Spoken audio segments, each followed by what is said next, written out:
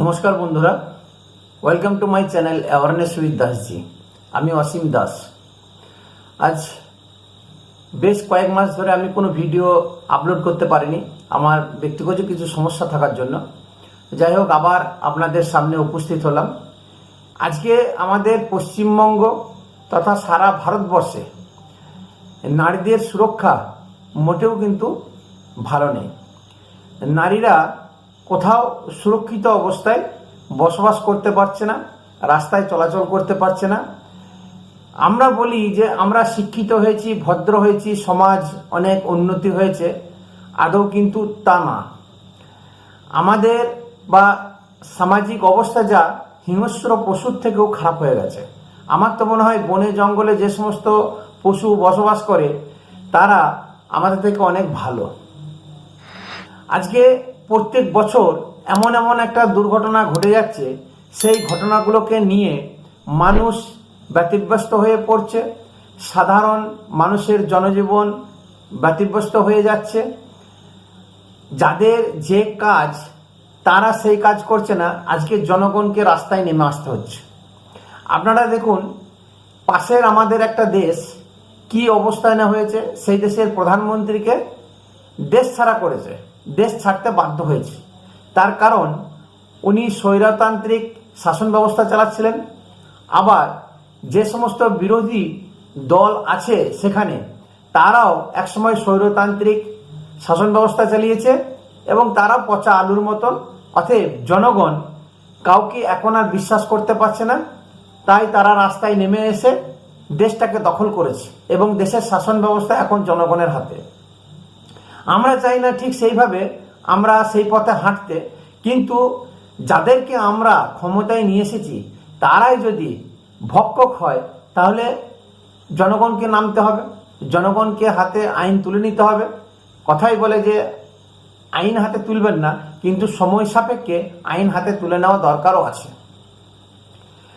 যে হারে rape case পশ্চিমবাংলার বুকে ঘটে চলেছে, যেভাবে হত্যা লীলা পশ্চিমবাংলার বুকে আজ বিগত 50-60 বছর ধরে হয়ে আসছে এবং প্রত্যেক পার্টি, প্রত্যেক দলই এর জন্য দায়ী।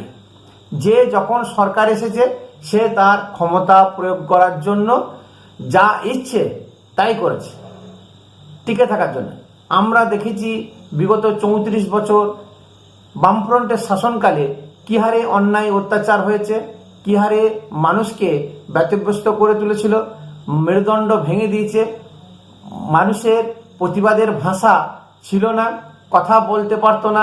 একসঙ্গে 4-5 জন গল্প করলে দাদারা চলে আসতো, কমরেড চলে আসতো যে সেখানে কোনো আমাদের বিরুদ্ধে আলোচনা হচ্ছে কিনা।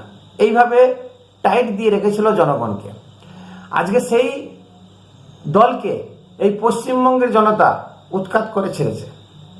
আমরা ভেবেছিলাম যে পশ্চিমবঙ্গে এমন একজনকে নিয়ে আসব যে সৎ হবে এবং আলটিমেট মানুষের ব্যথা বেদনাকে বুঝবে, কর্মসংস্থান হবে, আলটিমেট দিনের শেষে শান্তিতে ঘুমোতে পারবে।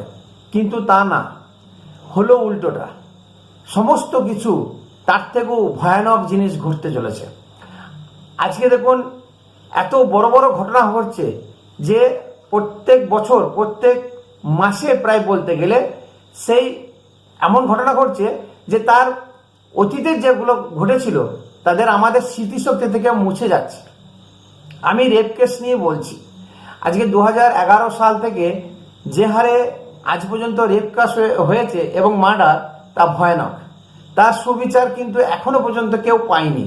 আমার তো মনে হয় না। যদি আপনাদের জানা থাকে অবশ্যই আমাকে জানাবেন, নিচে লিঙ্ক দেওয়া থাকবে। কিন্তু আমার মন বলছে, বা আমি যতটুকু খবর রেখেছি, সঠিক বিচার কিন্তু কেউ পায়নি। আপনি চিন্তা করুন, park street rape case, Kamduni rape case, Gangnapur rape case, সব থেকে বড় হচ্ছে সন্দেশখালী, যে একদম গ্যাং রেপ, মানে প্রত্যেকটা বাড়ির মহিলাকে ছাড়েনি। যে এত বড় একটা গ্যাং রেপ চলতো সেটা পর্যন্ত সরকারের কাছে খবর থাকলো, সেটা কিন্তু হাইলাইট হয়নি, তার কিন্তু বিচার হয়নি, সরকার কিন্তু করেনি। আজকে বুমেরাঙ্গের মতন বিস্ফোট হয়ে বলে সারা পৃথিবীর লোকে সেই সন্দেশখালী সম্পর্কে জানতে পারলো। আচ্ছা বলুন তো, এই যে আরজিকর যে দুর্ঘটনা ঘটেছে আরজিকর হসপিটালে, এখন ভয়ানক আন্দোলন চলছে, সন্দেশখালীকে মনে রেখেছেন? সন্দেশখালীতে কি হয়েছে? মা বোনেদেরকে রাত 12টার সময় পিঠে তৈরি করার জন্য ডাকা হতো।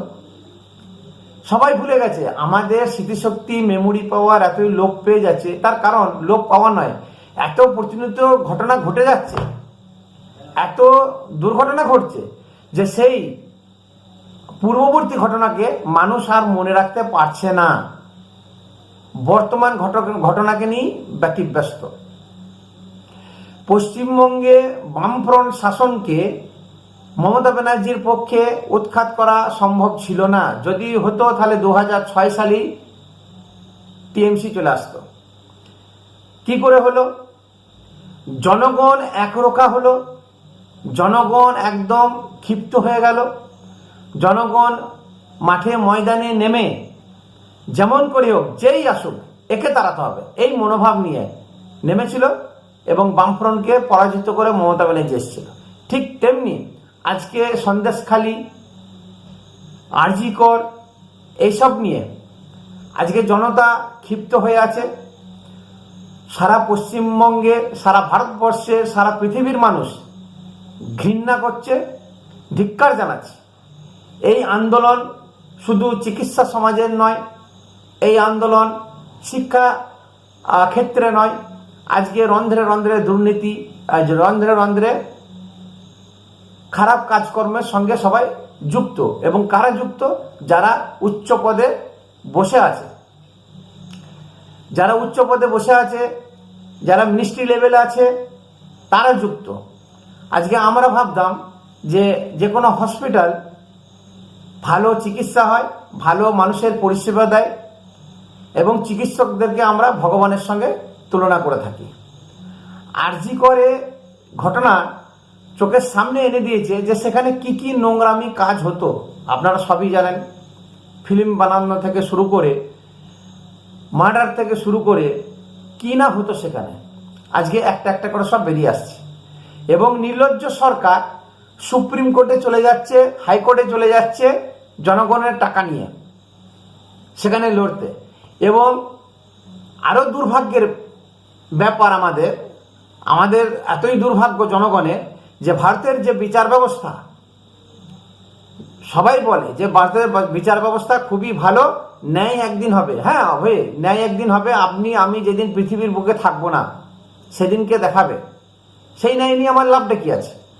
যদি সঙ্গে সঙ্গে 2-1 মাস 3 মাসের মধ্যে যদি ন্যায় দিতে না পারে, আমার মনে হয় সেরকম বিচার ব্যবস্থাকে না মানাই ভালো। এই বিচার ব্যবস্থা সবার জন্য নয়। আমরা গরিব, নিম্ন মধ্যবিত্ত, মধ্যবিত্ত সংসার থেকে উঠে এসেছি। আমাদের নাম ভাঙিয়ে বলছে বিচার ব্যবস্থা সবার জন্য সমান। কি করে হতে পারে? যদি সবার জন্য সমান হতো তাহলে কামদুনির ওই মেয়েটা কি বিচার পেত না? পার্ক স্ট্রিটের মেয়েটাকে বিচার পেত না? যে সন্দেশখালীতে দিনের পর দিন, রাতের পর রাত রেপ হয়ে চলেছে, ধর্ষণ, বলাৎকার হয়েছে, তারা কি বিচার পেত না?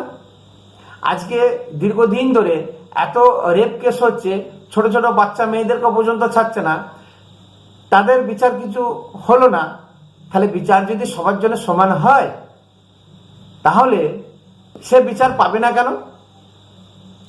আজকে কাসাবকে আতঙ্কবাদী ধরেছিল, তার বিচার ব্যবস্থা তার পিছনে কয়েক হাজার কোটি টাকা খরচা করেছে।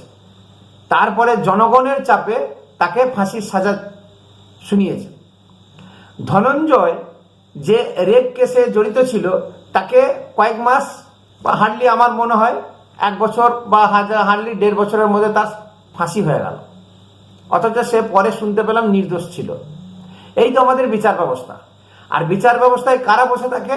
নপুংসক কিছু বিচারপতি নিজেদের মধ্যে সিলেক্টেড হয়ে সেখানে প্রধান বিচারপতির চেয়ারটাকে আলোয় আলোকিত করছে এবং সে ভীত সন্ত্রস্ত। রাজনৈতিক দলের চাপে, রুলিং পার্টির চাপে সে যা বলছে সেইভাবে তার বিচার দিচ্ছে এবং তারিখের পর তারিখ এত তারিখ দিচ্ছে।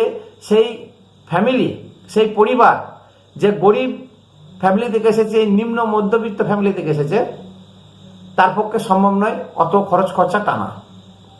তাহলে বুঝতে পারছেন। কিন্তু মুকেশ আম্বানি হোক, কোনো ইন্ডাস্ট্রিয়ালিস্ট হোক, কোনো বড় নেতা হোক, তার জন্য রাত 12টায় বিচারালয় খুলে দেবে, বিচার ব্যবস্থা বসে যাবে এবং সঙ্গে সঙ্গে তার প্রতিকারও করে দেবে। আমি বলবো ভারতবর্ষে এখনো অনেক কিছু পরিবর্তনের দরকার আছে। ভোট আসছে, ভোট যাচ্ছে, জিতছেন, প্রচুর অর্থ ইনকাম করছেন, বিদেশে পালিয়ে যাচ্ছেন। দেশের মানুষের জন্য কেউই ভাবে না, না ডান, না বাম, না লাল পার্টি, না সবুজ পার্টি, না গেরুয়া পার্টি, কোনো পার্টি জনগণের কথা ভাবে না।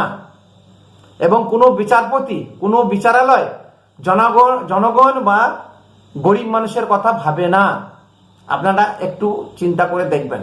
এই যে আরজি করের কেসটা, দেখবেন আর 1 মাসের মধ্যে বিলীন হয়ে যাবে। এইটা বিলীন হতে দিলে হবে না, জনগণকে সজাগ থাকতে হবে। এবং আমাদের একটাই ক্ষমতা, সেটা হচ্ছে ভোট বাক্স। যেমন আপনারা রাস্তা দখল করছেন, রাত দখল করছেন, কিন্তু কিছু কিছু দল আছে, বিশেষ করে রুলিং পার্টি, বলছে তোরা রাস্তা দখল কর, রাত দখল কর, আমি বুথ দখল করব। তাহলে এরকম বুথ দখল যদি করতে থাকে, তা জীবনে সে যাবে না এখান থেকে।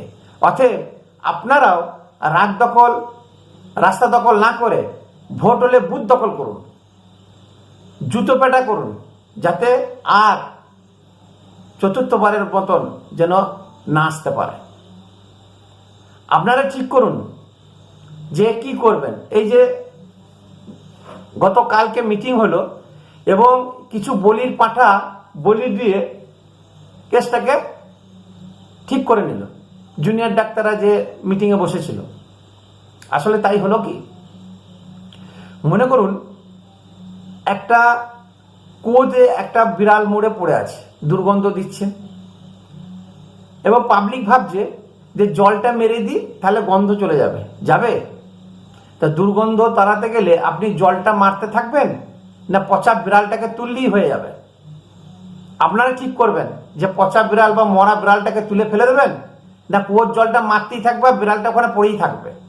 জীবনের দুর্নীতি বন্ধ হবে না।